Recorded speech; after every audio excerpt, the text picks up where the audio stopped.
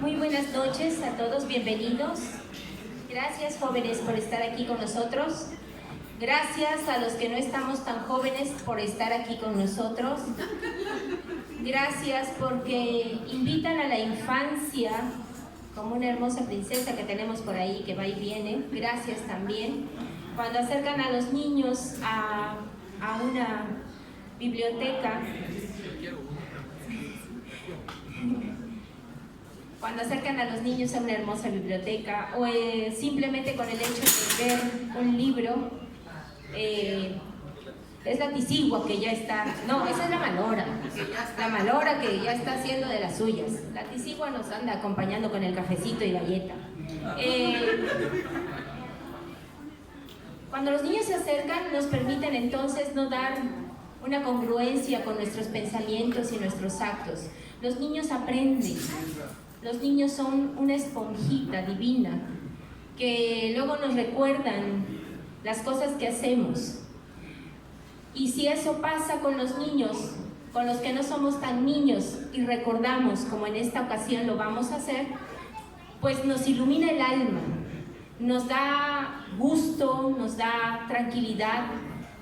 A lo mejor me ven con una lágrima, nos da nostalgia, pero no es grave, es emoción, es pasión por la lectura y por lo que uno pueda hacer. Muchísimas gracias, bienvenidos sean todos ustedes. Vamos a dar inicio a la presentación de este libro, titulado Mamalita entre cucayos, chuchos y ronrones. Así que jóvenes millennials, si gustan ustedes subirnos al Face, para que se animen y vean que aquí también hay cucayos, chuchos y ronrones, bienvenidos sean. Pues nada, vamos a darnos inicio a la presentación. Primeramente, pues, tener el gusto de que nos acompañe Juan Balboa Cuesta, quien presentará el libro y que le agradecemos mucho que esté con nosotros. Brevemente voy a dar una pequeña reseña. Es un periodista de larga trayectoria. Inició su carrera trabajando para el periódico Excelsior en 1976. Fue de los contados periodistas que presenció la llegada de los refugiados guatemaltecos en territorio mexicano a principios de los años 80.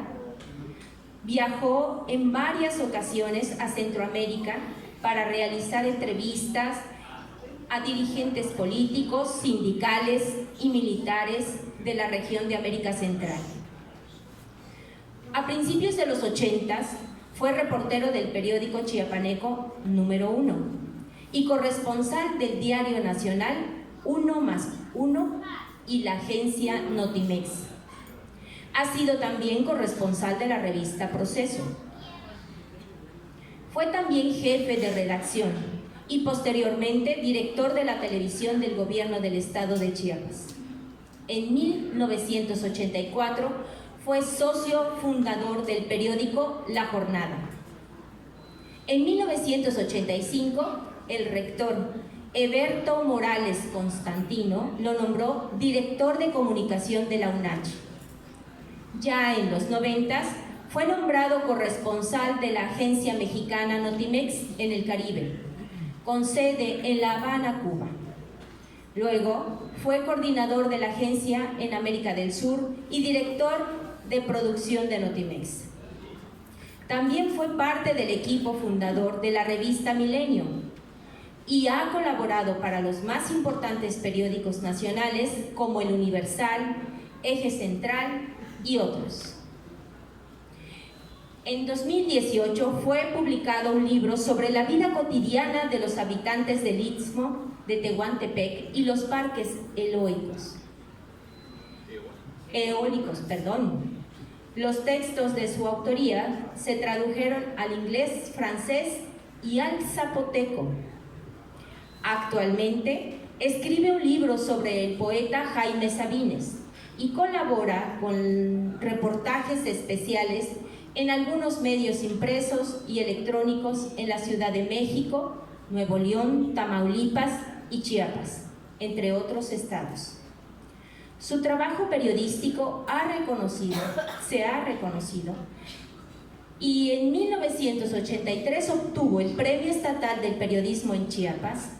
En 1988 se le otorgó el Premio de Periodismo Regional José Pajés Yergo. Ese es nuestro presentador de hoy, para quien pido un fuerte aplauso.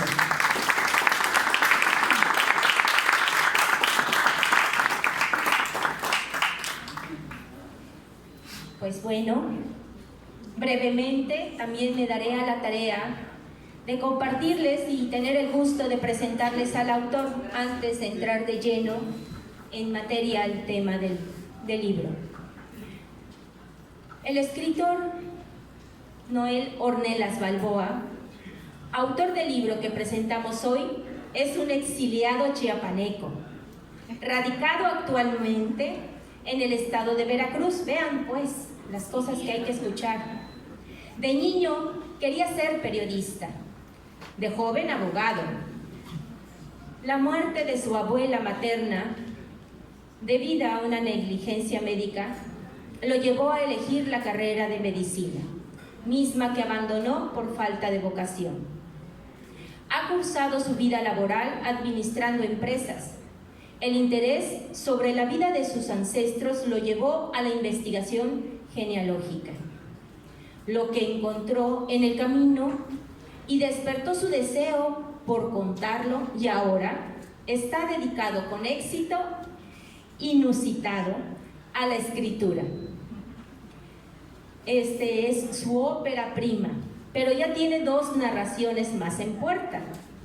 La Tisigua ha dicho en varios foros como este que Noel Ornelas es su escritor favorito. Hay que ver a la Tisigua. Y lo ha nombrado oficialmente su profeta de cabecera. Se me hace que se le metió la malora.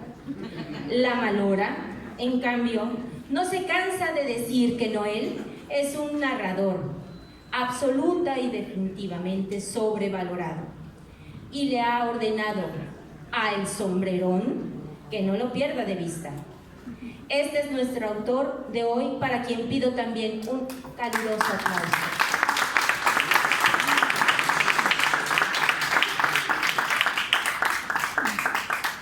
Pues bien, voy a ceder los micrófonos a nuestro presentador, a Juan Balboa Cuesta, quien con gusto escucharemos. Gracias. Buenas tardes. Buenas tardes.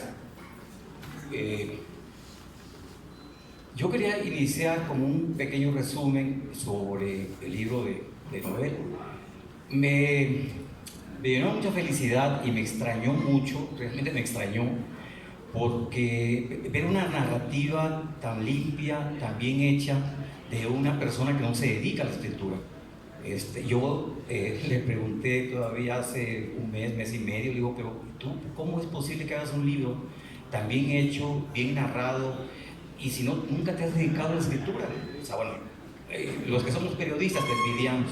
Yo creo que muchos escritores lo envidiarían. Me gustó mucho porque es sencillo, está muy bien hecho, muy bien escrito, y tiene 2 elementos fundamentales. Una familiar, que retoma datos que yo no conocía de mi familia, de nuestra familia, y cómo inicia todo un proceso. Yo sabía de mi abuelo Juan José Balboa, de parte de su vida, pero no sabía exactamente qué, y me quería dar a la idea y al trabajo de investigar un poco más sobre él. Pero fue imposible, muy joven tuve que estar viajando a Centroamérica, como lo narraban ahí. Estuve trabajando mucho tiempo en la Ciudad de México, en Proceso, en 1+1, en La Jornada, y después fui al extranjero, muchos años. Viví en el extranjero casi 12 años. Y entonces era imposible tratar de ir buscando la información sobre Juan José Balboa. Pero ahora, leyendo el libro de Noel, descubro a mi familia, realmente a mi familia, a la que no conocía, porque todo lo inicia con mi abuelo. Pero también hay otras cosas que me llamaron la atención de Noel. Ya dije que su escritura es muy limpia, está muy bien hecha. Y en tercer lugar, retoma mucho los modismos de la zona. Yo he trabajado mucho también en el Istmo de Tehuantepec, bastante, y he trabajado mucho a Tapachula y a Centroamérica. Creo que los modismos que retoma en Arriaga, sí es importante decir que Arriaga fue como el paso de todo, hace 50, 60 años, de todo el comercio hacia Oaxaca, hacia la Ciudad de México, a toda parte del norte. Y los guatemaltecos, los salvadoreños, aquel entonces no muy conocidos, y todo lo que se elaboraba se producía en Tapachula, en el Soconusco, que era la zona más rica en ese momento. Pasaba por Arriaga, pero también empezaron ya después de muchos años a abrir el famoso Puerto Madero, que ahora se llama Puerto Chiapas, pero en aquel entonces, hace 50, 40, 35 años, no existía la forma de cómo mandar la producción del Soconusco a través de barcos, porque había un problema muy serio. Las olas, los tumbos que nosotros llevábamos así, eran muy altas, eran muy difíciles, era imposible controlarlas. Entonces tenían que pasar por Arriaga. Entonces, por Arriaga y por el Istmo de Tehuantepec. En la otra parte cultural, pues luego que la relación de los arriaguenses, más que de los turulos, porque los turulos siempre fueron más no independientes, pero más rechazaban más la vinculación con el Istmo de Tehuantepec, y también con Centroamérica no querían casi nada, era muy, muy difícil, porque había un grupo de gente que tenían dinero y estaban manejando los puertos y hacían mucho comercio. Entonces Arriaga para ellos era así como que fuchi, casi nada. Pero Arriaga no le podía hacer fuchi porque era el centro al inicio de los años 50, donde tenían que llegar los turulos a llegar su producto, a dejar su producto, los de Pijiapan, los de toda esa zona, porque no había de otra forma. Para sacar el producto había que llevarlo por tren. Entonces Arriaga se hizo, digamos que fue consolidando a partir de eso. Y cuando se abre el camino ya hacia Juchitán, digamos, entonces viene otra etapa interesante. Bueno, todo eso no lo dice así Noel en su libro, pero sí deja testimonio de esta parte cultural de la vinculación que hay con el Istmo de Tehuantepec, con la parte de Tapachula, y su narración, vuelvo a repetir, muy limpia, muy interesante, muy agradable, hasta para la vista. Nos da un panorama que desconocíamos. Realmente hay datos duros, muy bien redactados, eso me impacta. Le tengo envidia además a Noel. Yo soy periodista, tengo muchos años, pero me gustó mucho el libro, creo que es un libro bien hecho. Y la otra son los datos tanto que ya estoy platicando de los datos duros de cómo se movía el comercio, cómo se movía todo. Cuando el tren, yo lo viví de muy chiquito, toda esa parte, pero cuando yo estaba ya había carretera hacia Juchitán.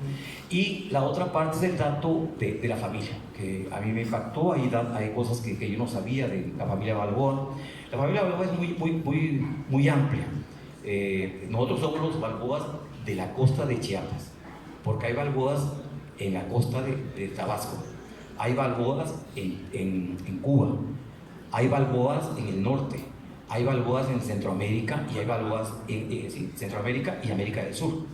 O sea, yo toda esa parte lo he viajado y he encontrado Balboas. Tal vez no tengan que ver nada con nosotros, seguramente, pero es una familia muy grande. Después me di a la tarea de buscar qué significaba, de dónde venía la familia Balboa, de lo que España, pero el lugar es interesante. Y hay una persona que no recuerdo su nombre ahorita, pero que tiene el mismo nombre de uno de mis primos también, que se ha metido a investigar. Creo que es interesante una familia que es tan amplia, que ha hecho tantas cosas. Mi abuelo fue de los fundadores de Arriaga, de los que apoyó de una u otra forma la fundación de Tonalá, que estuvo muy vinculados con Juchitán, muy vinculados con el Istmo de Tehuantepec, con Salina Cruz, aunque era muy lejos en aquel entonces, pero es un hombre que hizo muchas cosas por el bien de la comunidad.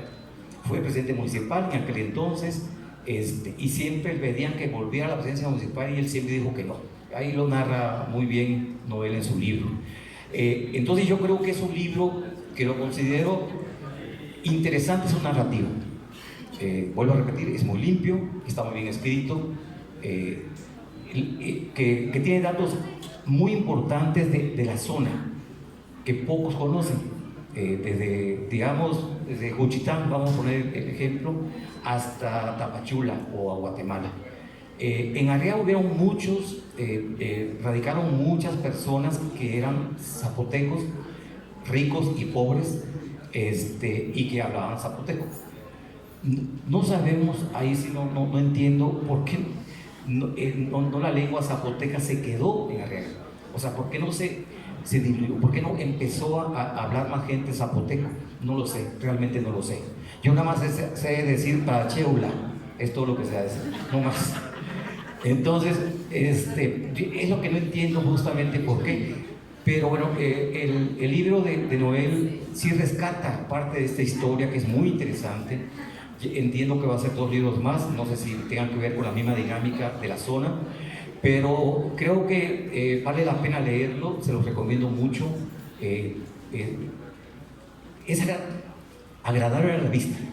Yo lo felicito, a mí me enseñó mucho el libro. Es más, mi madre es de Chiapa de Corzo, pero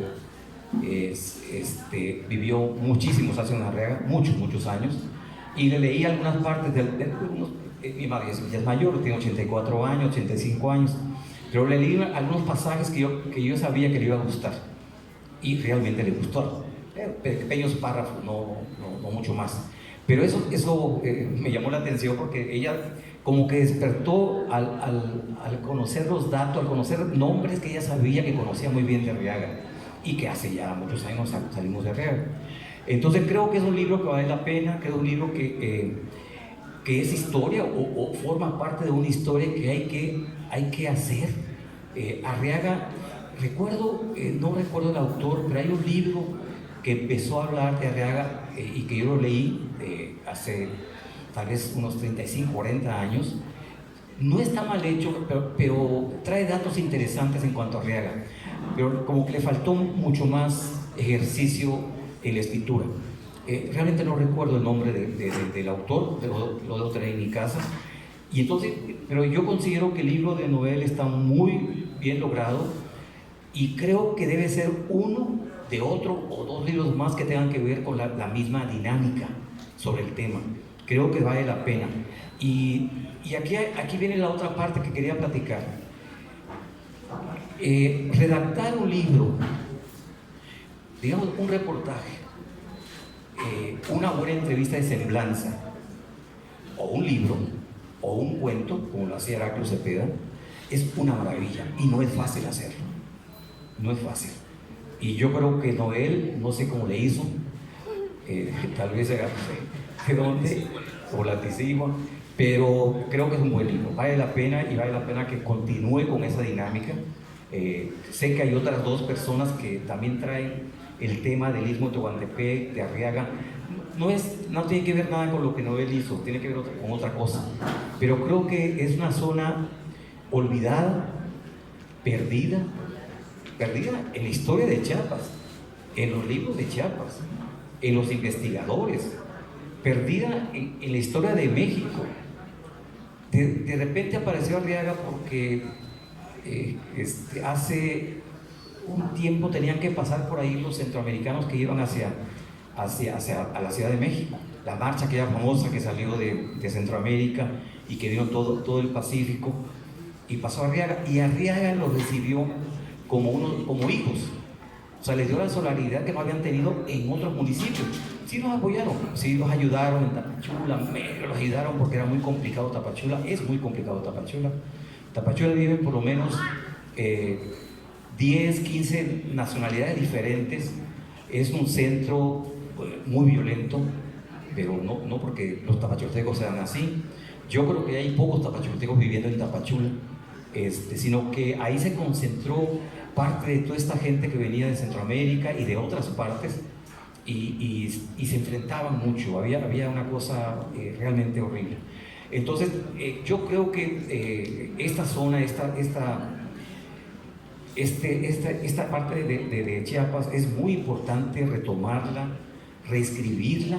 Digo, no se ha escrito, pero reescribirla. Yo, dentro de los grandes recuerdos que tengo, es de personajes importantes que llegaban a Arriaga, o que llegaron a Arriaga. Bueno, yo siempre lo vinculé con mi papá, porque mi papá escribía en un periódico ahí. Y entre los que llegaron, y lo recuerdo perfectamente bien, fue Salvador Allende, el presidente chileno, el que le dio el golpe de Estado a Pinochet. Llegó a Arriaga, yo no entendía por qué estaba en Arriaga. Salvador Allende. Cuando mi padre nos dijo en la casa que iba a llegar Salvador Allende, a mí me impactó, porque además llegaba a una cuadra de mi casa, donde yo vivía con mi madre y mis hermanos, porque llegaba, había en aquel entonces Carlos Maciel Espinosa, y creo que no sé si esto también él lo regaló muchas cosas, Carlos Maciel Espinosa, igual que el edificio del centro. También regaló una casa en Arriaga para una escuela, y mi padre, que era amigo de él, muy amigo de él, le pidió que lo acompañara para inaugurarla. Y llegó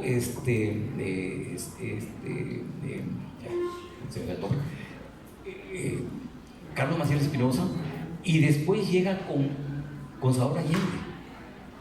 Y mi padre fue cuando nos platicó: va a llegar Salvador Allende. Y papá, pues yo escuchaba mucho la radio, o sea, en aquel entonces pues no te daban para leer, o sea, no llegaban los periódicos de la Ciudad de México, los que había aquí, hijos, eran esfumables, no podías leerlo, no podías saber nada en aquel entonces. Entonces la única alternativa que te quedaba era la radio, era la última, no había televisión tampoco hace 40 años en Arriaga. Entonces la única cosa que escuchaba era la radio, y ahí yo conocí a Salvador Allende, porque bueno, vino el golpe de Estado en Pinochet, él ya estaba tenía mucho movimiento en Chile, había estado exiliado en algunos países como Argentina. Entonces cuando mi padre nos dice que llega Salvador Allende, yo le pregunté: ¿el de Chile? Y me dice: sí. No lo creía. Entonces no me invitó mi padre, yo tenía 10 años, entonces me fui a escondidas, era en la esquina, a ver cómo inauguraba Salvador Allende la escuela esta con varias gentes, y cómo se reunía con gente. Y yo andaba ahí en todas partes a los 10 años, porque conocía el pueblo, pues hacía de todo. Compraba pan todos los días, compraba tortilla, compraba comida, compraba todo lo que podía. Entonces es muy interesante Arriaga. Yo creo que Noel está iniciando una etapa de la que hay que escribir más, de la zona. Arriaga, porque fue fundamental, no se ha escrito todavía sobre el tren. El tren en hace 50, 60 años, no tengo el dato exacto, solo llegaba hasta Arriaga. No llegaba a Tonalá, no podía pasar hasta Pachula. Sí, 60 años más o menos. Y yo recuerdo todavía de chico que cuando empezó a pasar por ahí, eran las locomotoras famosas, que frente a mi casa estaba el tanque de agua, que tenían que echarle agua, o sea, con una pipa inmensa. Entonces llegaba la locomotora, se ponía abajo del tanque y le ponían la parte donde caía el agua. Me acuerdo mucho de eso. Y existían los cabús, o sea, siempre llevaban la parte de atrás, era como un dormitorio para que los maquinistas pudieran descansar a ciertas horas. Eran 2 maquinistas y un auxiliar, garrotero, no me acuerdo muy bien si le llamaban garrotero. Entonces, cuando un maquinista estaba a cargo de la máquina, el otro se iba en la parte de atrás a descansar. Y lo que hacía era subirse arriba de los vagones, no caminaban, algunos caminaban, yo realmente no sé cómo lo hacían, pero iban caminando o iban a gatas hasta atrás para dormir en ese cabuz. Y de muy chico ponían los cabuces al lado de mi casa, a un lado, pues a una cuadra, y todos los amigos decíamos: vamos a jugar. Y entonces nos íbamos a jugar, porque tenía dormitorio y todo. Son narraciones que realmente son recuerdos muy importantes, como el que me dio Noel con su libro, pero siento que la región, que la zona, le falta mucho por escribir. Hay que escribir mucho de esta zona, yo diría desde Juchitán hasta Tapachula o hasta Guatemala. Hay tantas historias, hay tantas anécdotas que hay que escribirla. Yo sí felicito, le vuelvo a repetir a Noel por eso, porque tomó hace un libro con datos y bien narrado de una zona poco escrita, una zona que hay que escribir mucho. Entonces yo vuelvo a felicitar a Noel y espero que no sea el primero ni el último libro. Gracias.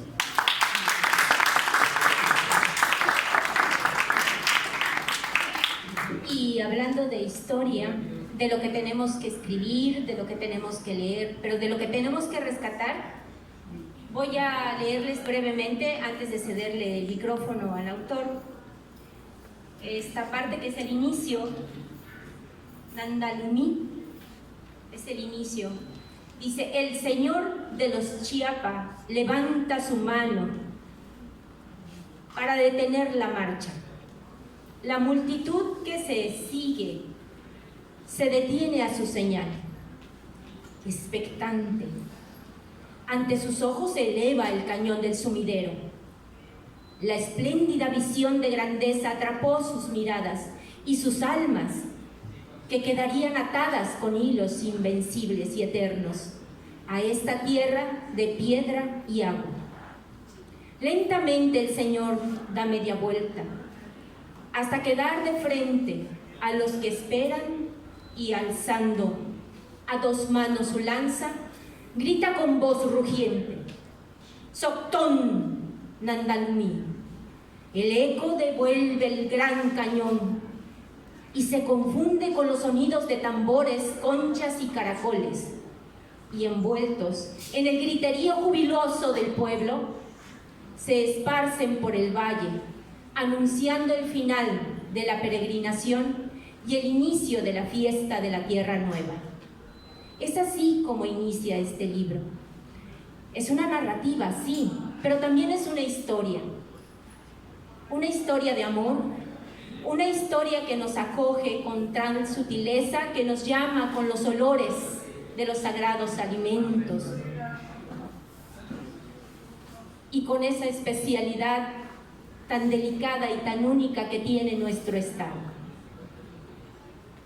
Me voy a pasar a otra parte donde dice: está amaneciendo en el valle de Tuxtla. El sol ya salió en San Cristóbal, pero aquí apenas se asoman. Las cotorras que durmieron en la pochota despertaron con hambre y salen volando en pos de guayabas y de anonas. Al compás de una marimba, los jaguares, los zompopos y la luna regresan a su madriguera, a esperar otra vez la noche. Es realmente hermoso el valle de Tuxtla. A esta hora el aire huele a chipilín, a cacao, a café recién colado y a pan de leña que se enfría. Los dialectos antiguos caminan ligerito por las aceras, mientras los amantes se sacuden el rocío del Grijalba y se alistan para dispensar su indispensable sombra. Es aquí donde Noel, con ese amor y esa pasión, esa creatividad para narrar, nos va llevando de la mano a través de esta obra. Ciertamente, como lo dijo Juan, en el libro podemos encontrar citas históricas y nos lleva de la mano Noel diciéndonos el nombre del nuevo presidente, la fecha, el sinónimo o el significado de las palabras que en su momento para nosotros son conocidas en nuestro estado, pero para los que no lo son, la desconocen y quieren aprender. Entonces, no nada más es una simple historia o una narrativa o una novela, también es algo que nos permite incrementar nuestro acervo cultural. Pero ¿qué más para que hable de su ópera prima? El autor. Démosle un fuerte aplauso.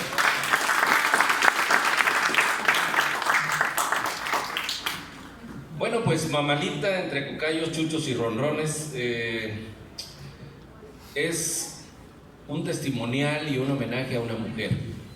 Pero también son historias, como bien decía Juan.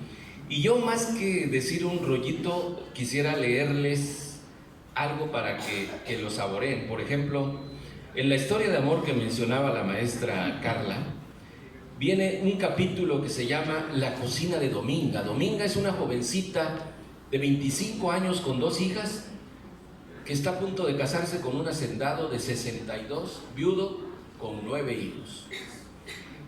Y esta es la historia de la cocina de Dominga para que la aprecien ustedes en toda su extensión, y espero que les sea atractiva la narrativa. Dice así: 2 meses después, a mediados de julio de 1925, don Juan llegó a Dominga para que viera cómo estaba quedando la casita. «Esta será tu casa, minguita», le dijo, mientras le ayudaba a subir el escalón de acceso al corredor.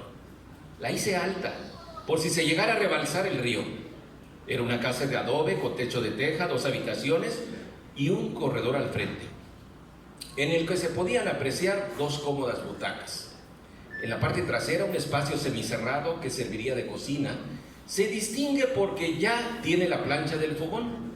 Afuera, otro corredor, y junto a la cocina, una mesa de madera con 6 sillas a manera de comedor. Luego, entre los horcones restantes, 2 hamacas que miran al patio. Esto sí era enorme.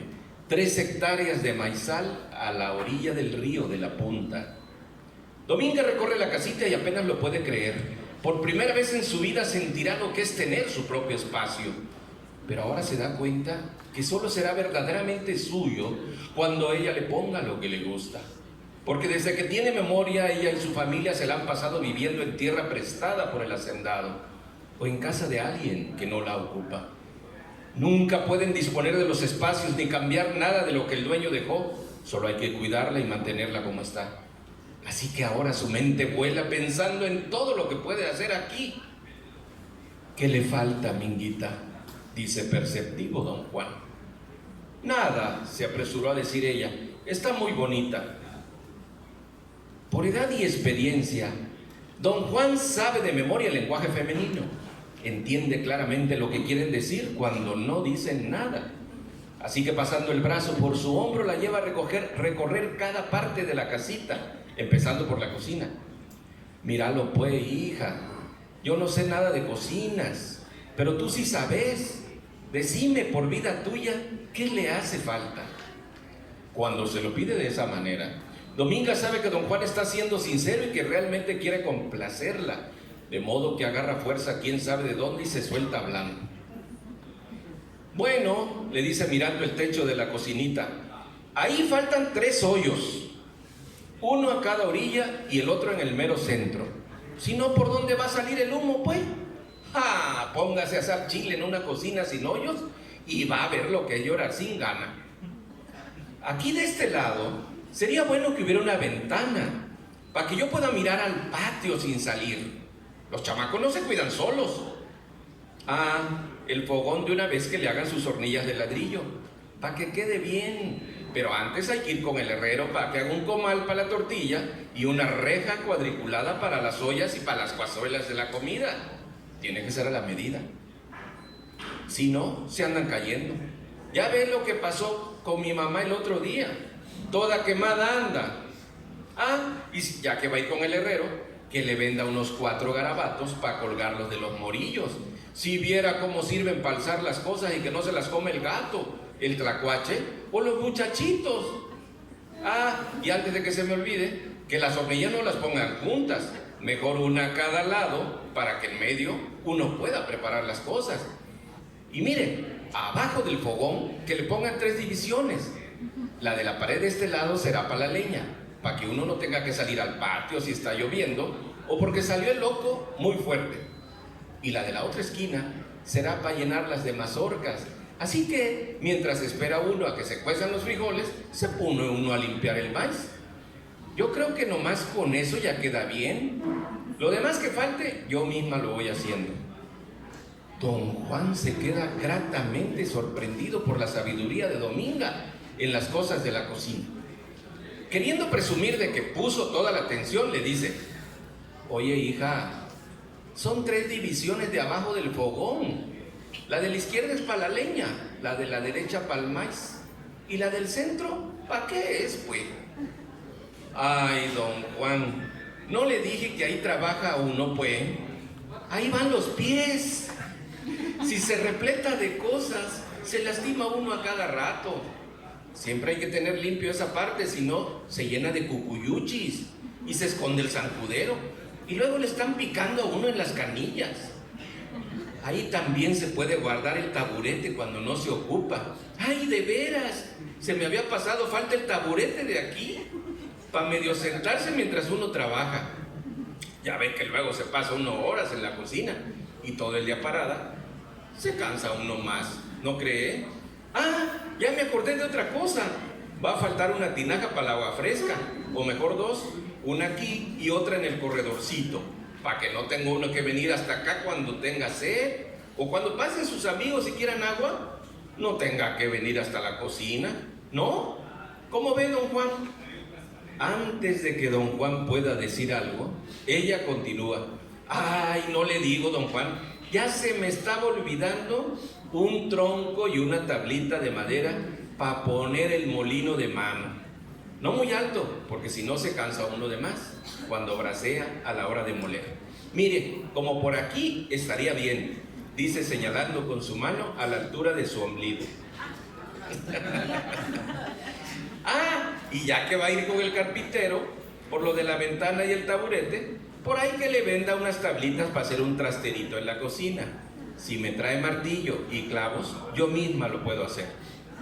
Cuando la visita terminó, don Juan ya tenía 20 cosas pendientes que resolver para que la casita quedara como Dominga la quería. Pero como ya le andaba por casarse, en 3 días resolvió todo. Entonces don Juan y Dominga hablaron con mamá Antonia para entre los 3 fijar la fecha de la boda. Pues ya viene el día de Santo Domingo, dijo mamá Antonia, sabiendo de antemano que a su hija le gustaría. De veras, no, mamá, dijo Dominga sin mostrar mayor entusiasmo. El 6 de agosto, repuso don Juan, haciendo cuentas mentales. Faltan 9 días. Sí, pues, dijo Dominga, más entusiasmada. Tiempo de sobra, remató mamá Antonia. Ni que fueran a correr amonestaciones o mandar a hacer invitaciones, ¿o sí? ¿Usted qué dice, don Juan? Si por mí fuera, mañana estaría bien, repuso don Juan, más condescendiente. Pero yo quisiera matar una vaquita, hacer una buena barbacoa, invitar a la familia y a la gente del pueblo. Mamá Antonia se ha puesto de pie. Saca uno de sus puros de la alacena y lo enciende. Dominga, que conoce a su madre, sabe que cuando fuma puro es porque está enojada o preocupada por algo. De modo que piensa para sí: mala señal. Mire, don Juan, dice mamá Antonia después de chalar la primera bocanada de humo, usted tráigame las vacas porque tienen que ser 2. Si va a invitar a todo el pueblo, una no alcanza. Con que me las traiga un día antes, yo me encargo de que en su boda se sirva la mejor barbacoa de hoyo que haya probado. Pero invitar al pueblo, digo, ¿para qué, pues? ¿No ha oído el dicho de velorio o casorio, el pueblo hace jolgorio? La familia no necesita invitación, esa se invita sola. Don Juan ya se dio cuenta de que a mamá Antonia no se le gana una. Así que voltea hacia Dominga esperando que ella defina. ¿Y tú qué dices, Minguita? Yo por mí estaría bien así, don Juan, dijo Dominga sin tomar partido. ¿Te gustaría el día de tu santo, hija? Si usted quiere, me gustaría, contestó ella avivándose. Bueno, estando todos de acuerdo, nos casamos el día de Santo Domingo. Mañana mismo veo de los papeles con el alcalde. Mamá Antonia se retira fumando su puro satisfecha y Dominga acompaña a don Juan a su caballo. Mientras lo ve alejarse y desaparecer en la penumbra de la noche, suspira emocionada y piensa para sus adentros: si es un sueño, no me despiertes, Diosito. Y siendo cierto, Ella lo vivía como un sueño, un dulce sueño que nunca se atrevió a soñar ni creyó merecer. No me despiertes, Diosito.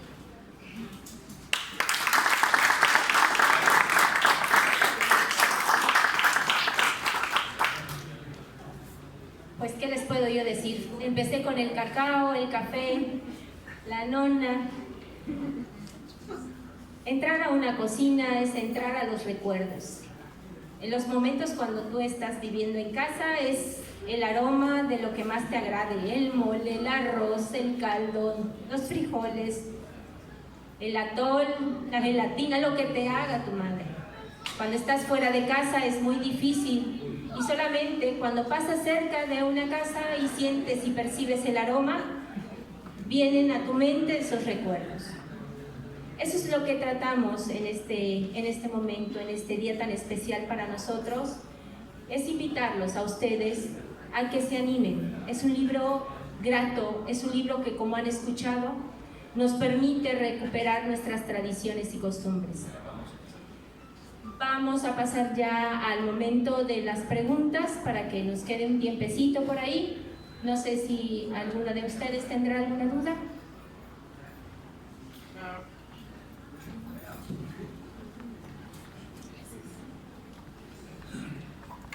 La verdad está bonito, ¿no? Como relata la historia de un pueblo, de un municipio, ¿no? Alega, pero de una manera subjetiva, ¿no? Pero transmitiendo de una forma, de una historia, anécdotas, como una forma oral, pues, con tal de rescatar las tradiciones, ¿no?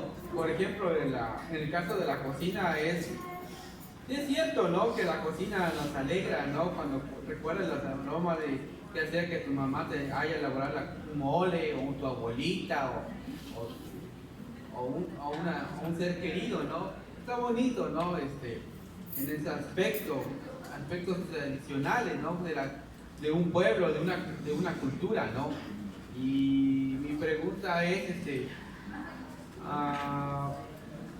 ¿acaso, por ejemplo, dónde surgió Cucayos, Chuchos y Ronrones? A través de Mamalita.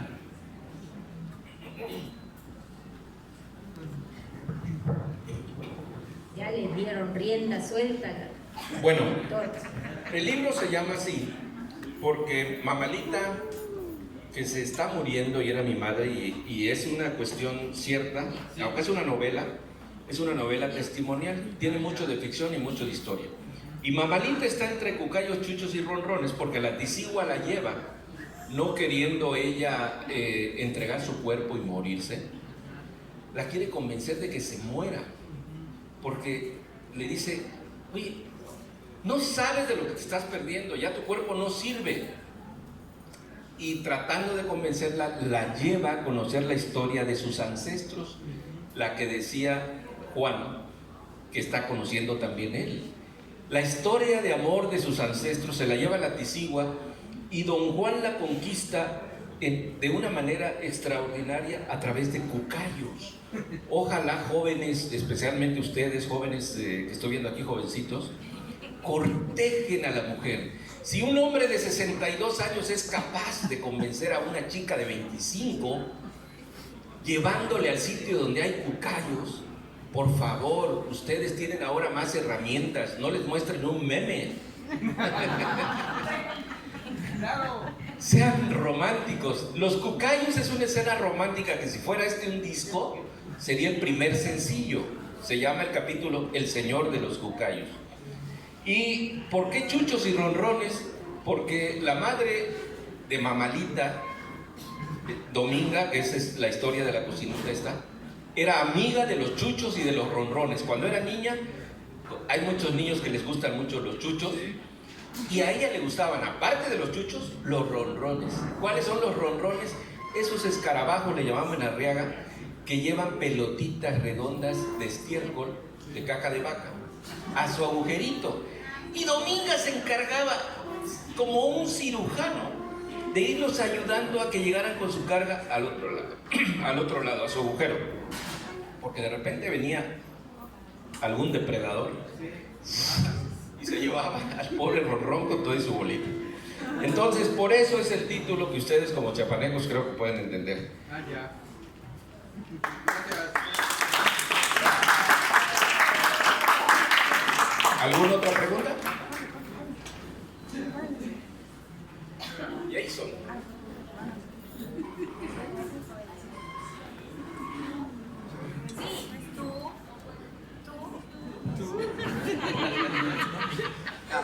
Bueno, yo primero que nada quiero decir que soy de Cuchilán.